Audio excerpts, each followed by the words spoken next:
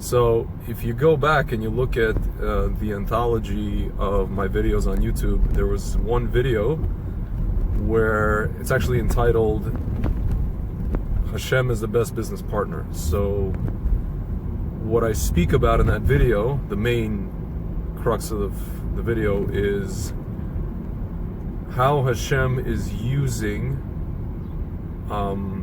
specifically Jewish startup entrepreneurs as instruments or as vehicles for the spreading of Torah throughout the world. So the basic premise is that before the coming of Mashiach, Judaism says that the Torah will cover the earth like the waters of the sea. So just to review or recap what I said in the video, if you guys look at all of the platforms, the three main, I'll say for now, platforms that are internet and or social media, namely Google, WhatsApp, and Facebook, you'll find that all three, if one wants, you can go on all three and access an infinite amount of Torah, learning, information, lectures, rabbis, organizations, etc., etc., etc. And if you look across the board, you look at Google, you look at Facebook, you look at WhatsApp. All three were founded by and are run by Jewish people. Facebook is Mark Zuckerberg. WhatsApp is a gentleman by the name of Jan Koum, a Jew from Ukraine. And Google is actually two Jewish guys, Sergey Brin and Larry Page. And what I mentioned in the video is that you can't really, at least not as far as I know, you can't really say that any of these guys are really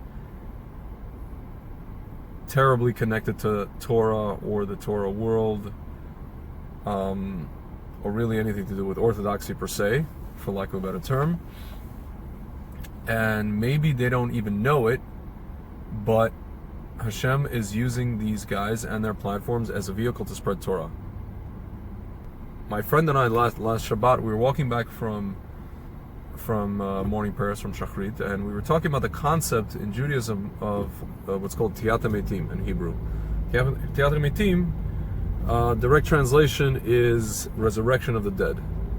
And I don't want you guys to confuse it with resurrection of Mr. JC in Christianity. This is something completely different. If you guys look at Rambam's Maimonides' 13 Principles of Faith, he talks a lot about the first 12 principles all involve some kind of derivative of knowledge and or belief that in Hashem's existence and providence, etc., etc., etc.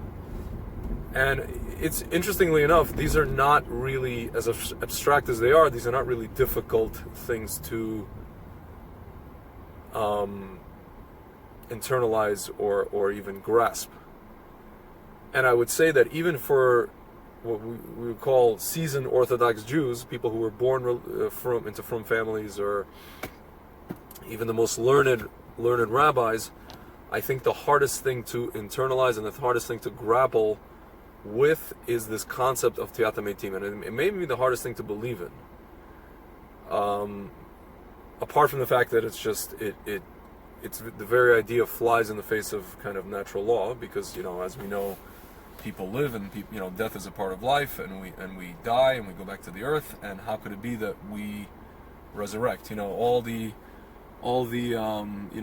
sci-fi movies and all the zombie movies and Walking Dead and all that kind of stuff notwithstanding, how could it be that looking at real life, how could it be that we have such a concept such as resurrection of the dead?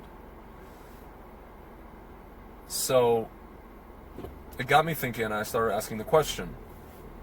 And my friend told me, listen, part of this whole resurrection of the dead, I mean, it's a longer conversation, but part of it is a so to speak, resurrection or never ceasing consciousness of humanity, meaning even after, there's an idea obviously in Judaism that even after our body goes into the ground, starts decomposing, our soul lives on, and with our soul we can only imagine, or we can assume that our consciousness lives on, right? And I found that interesting. I found it very, very interesting, because there is a gentleman. I mean, there might be a few people doing this, but there's one guy who's doing this, I guess, more in the spotlight and more prominently. His name is Elon Musk. You guys have probably heard of him. He is the guy that is responsible for the company Tesla. He's responsible for SpaceX. So among his many projects, there's another project called Neuralink.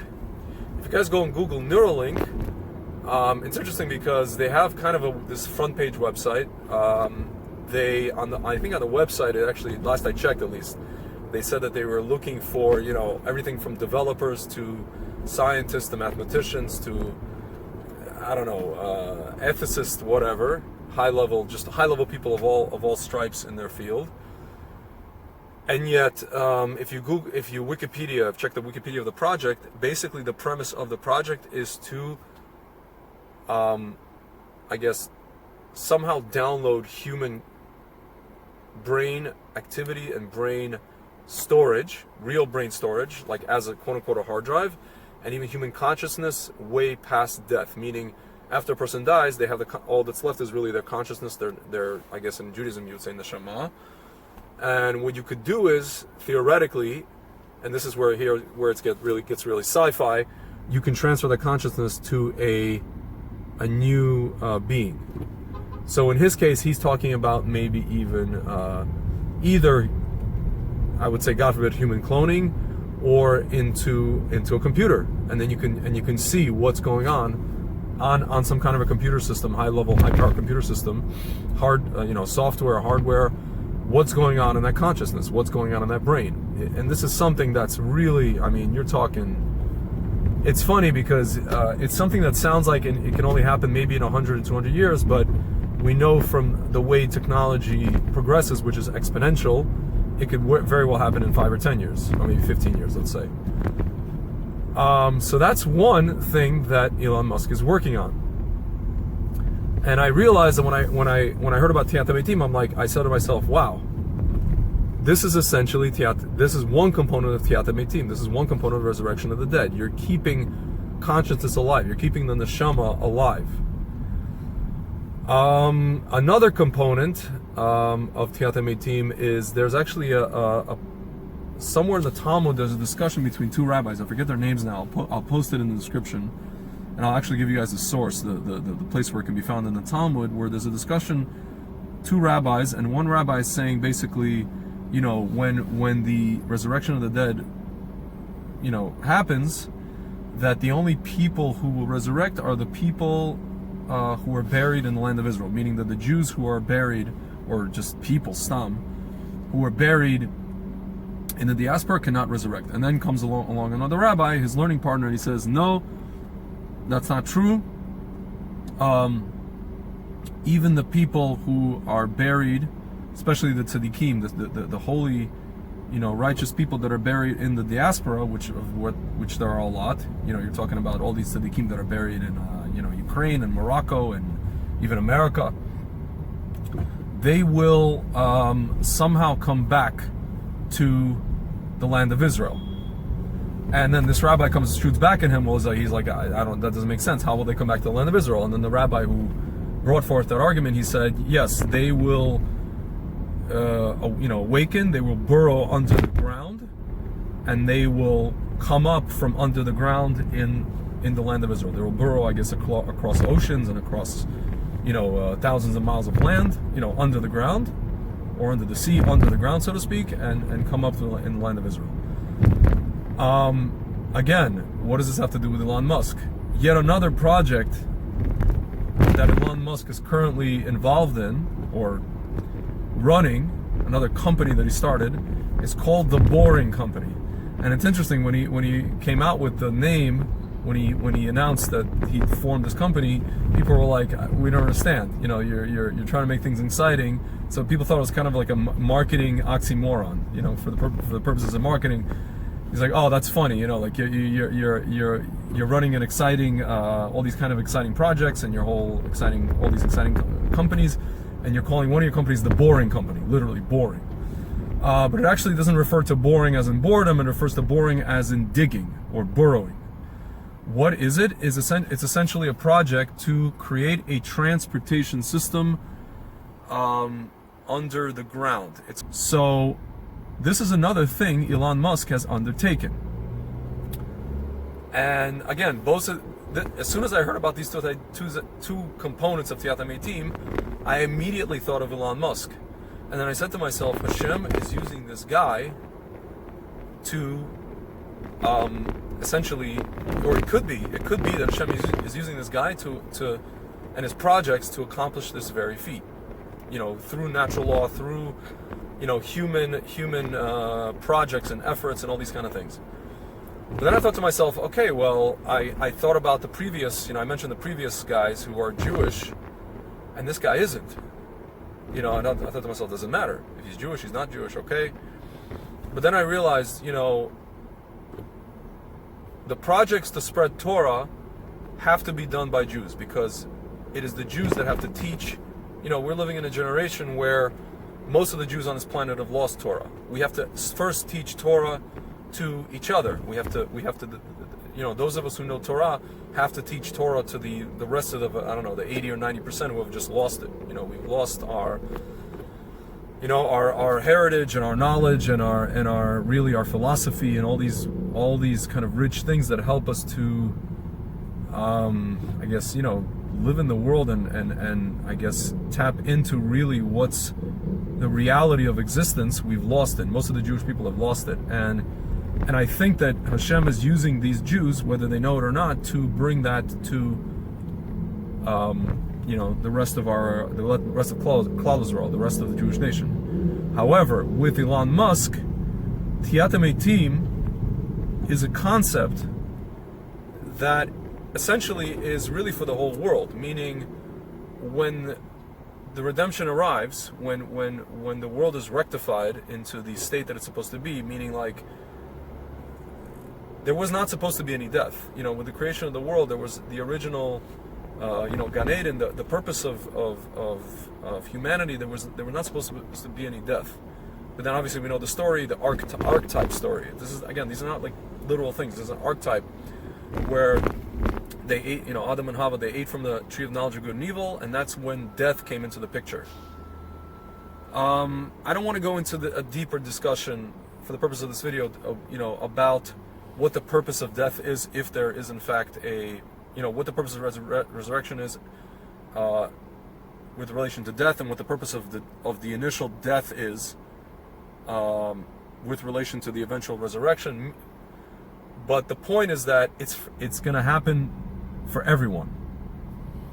It's going to happen it's for the whole world, and it's for the whole world to have a knowledge of God and for the truth. And it's only fitting that a guy who's not necessarily Jewish, creates something what's called derech hateva, according to the laws of nature or laws of science, a physical invention and creation for that to be able to occur. And it's interesting because if you look at all his other projects, you're talking about something like a Tesla, right? So Tesla, we can say, okay, it's something that's used by human beings. People buy cars. They need to get from point A to point B. They need to save gas. They need to save we're trying to save the planet. We're using electric instead of gasoline cars. Fine. The other project is like SpaceX, for example, right? So SpaceX, we want to we see what's going on the Earth, and we see that there are potentially other places where we can where humanity can continue civilization, right? These two projects you could say, could be used by Elon Musk to generate for himself. You're talking about something that generates income. These are consumer products. Even SpaceX, people just want to go, fly to space as a tourist. It's kind of like Virgin Galactic and all these other things. Tesla, again, it's a consumer product. But if you think about these two other things, you're talking about the Boring Company and Neuralink, these are things I really, at this moment in time, and I think Elon Musk may be even kind of struggling with this, to see really a consumer, I guess, benefit from this. These are things that, these are two projects that, you know, at face value, you can look at them and say, well, they are basically just designed to transcend consumerism, transcend consumer purposes. These are two projects that we will probably most likely serve higher purposes for humanity, higher purposes for spirituality, you know, and things of the like. So, with that said, friends, I just want to say, I want to give everybody, I guess, a bracha to, I guess, see everything that's happening with, you know, with science, technology, and startups, and you know, just geopolitical events and everything that's happening in the world. It's all driving towards a certain purpose. You know, I recently had a friend over the holiday tell me, listen, we're gonna get there. We see where this is going. The only question is not if, the question is when and how. That's really the question. And again, we can look at you know, startups, we can look at innovation, we can look at geopolitical events, and we can say, okay, these are, you know, this is cool, you know, Boring Company is cool, SpaceX is cool, Tesla's cool, you know, Neuralink is a cool thing, you know, all these events are whatever, you know, these are geopolitical events, and you know, this guy is doing things because of that guy's doing that, and these people want to do, you know, this country wants to develop this because they want to protect this. But in the end, it really all revolves around one end game, and that is actually the redemption of humanity. I guess the return of Hashem back to his place, back to his makom, and I guess the advent of what's called in Hebrew Olam Haba. Olam Haba, the world to come, and humanity's understanding of the intrinsic spirituality and holiness in everything and anything on this planet. So, yeah, that's what we're hoping for. At least that's what I am hoping for. And all right, friends, catch you on the flip side. Thank you.